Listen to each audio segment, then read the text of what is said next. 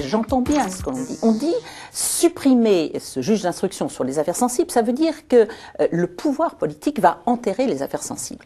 Bien, je crois que au-delà des slogans, il faut regarder la réalité. Moi, je ne veux pas de soupçons sur la justice. La justice, c'est trop important pour notre pays, pour l'unité du pays.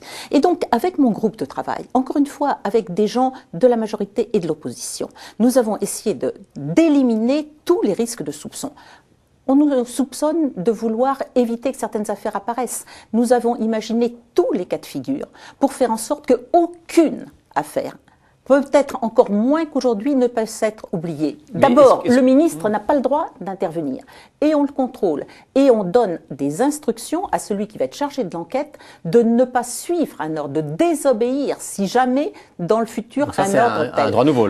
Ça, c'est presque un devoir de désobéissance en cas de un devoir de désobéissance, c'est inscrit en tant que tel. Deuxièmement, ce que l'on permet, c'est à toute victime de pouvoir porter plainte.